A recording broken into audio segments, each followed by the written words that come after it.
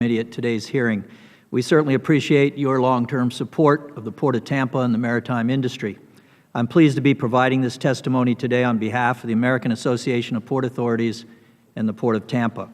The Port of Tampa is the largest port in Florida, both in terms of cargo tonnage and in terms of land area, as the port covers over 5,000 acres of maritime activity. The security issues faced by the port since September 11, 2001 have presented as daunting a challenge as this port has ever faced. We have gone to extraordinary lengths to implement a layered security approach that provides efficient and effective port security in a manner that is also as cost-effective as possible. That layered approach involves contracting with the Hillsborough County Sheriff's Office for 24/7 patrols of the port, as well as augmenting the Port Authority's own security department with private security services. Since September 11, 2001, the Tampa Port Authority has spent approximately $86 million for security infrastructure and operating costs. Although state and federal funding helped to defer some of these costs, the majority of this total has been borne by the Tampa Port Authority.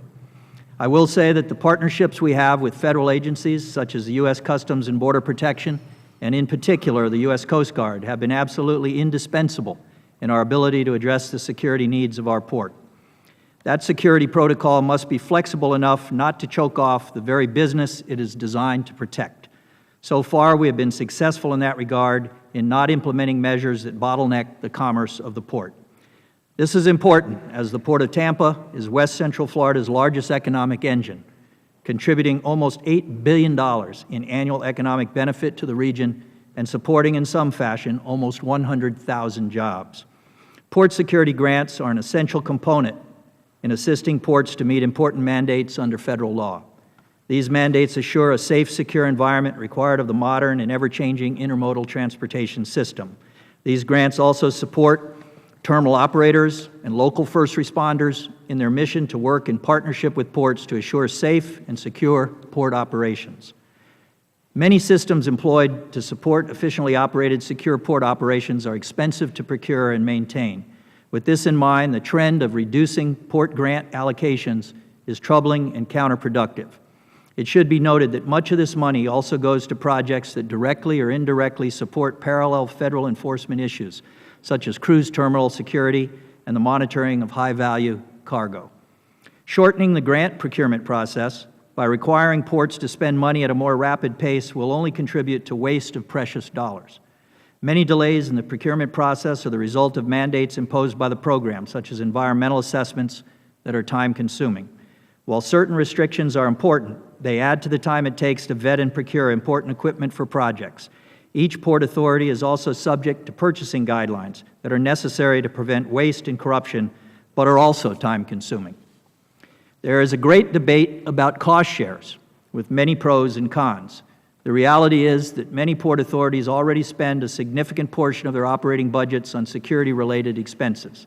In the case of the Tampa Port Authority, security expenses often exceed 30% of our annual operating budget.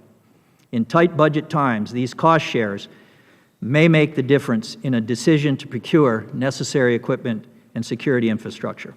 The plan to consolidate the Port Security Grant Program into one national preparedness grant program, ultimately administered by each individual state, is extremely counterproductive. History has proven that interaction and oversight by the local U.S. Coast Guard captain of the port assured that funds were being distributed in a manner that best benefited each geographic area. The U.S. Coast Guard has the training, expertise, and the systems in place to assess risk, threat, and vulnerability, and apply this information to grant submissions.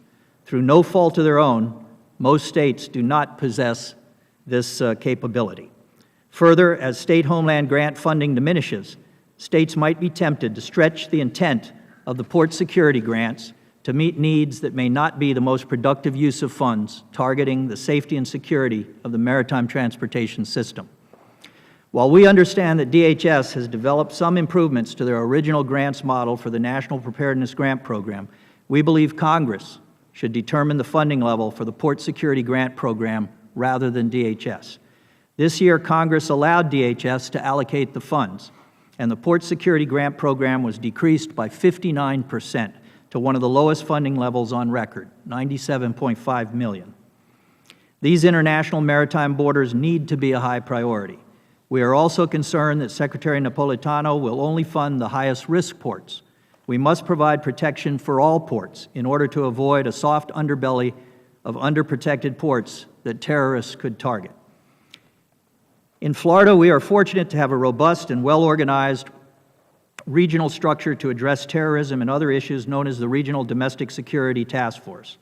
I am privileged to represent Florida ports as a member of the Domestic Security Oversight Council, which provides guidance and facilitates coordination to the RDSTF program. The DSOC also forwards funding recommendations to the Governor and Legislature regarding the use of state homeland security grants. In this capacity, I am aware of the diverse variety of disciplines and organizations that make these funding decisions, resulting in local and statewide impact. Because we currently have a separate funding source, the Florida ports are able to allow other well-deserving entities an opportunity for funding that is not related to maritime transportation, thus further defining the most important projects for consideration. Unless port security grant funds are segregated by law, I fear that we will simply create a large pot of money at the state level being divided among a much larger group of disciplines, which will only serve to create a less efficient and less focused approach to funding necessary projects. Ports represent a very unique and vital asset to the communities they serve, but they are also very complex, with issues not often shared or understood by other government agencies that compete for limited resources. I urge you to consider these important facts as you make decisions that could change a system that, for the most part, has provided considerable value to our ports and to our nation. Thank you. Thank you, Mr. Wainio. I appreciate it. Mr. DiPaolo, you're recognized, sir. Yes. Good afternoon, Chairman Biet. Excuse me. I have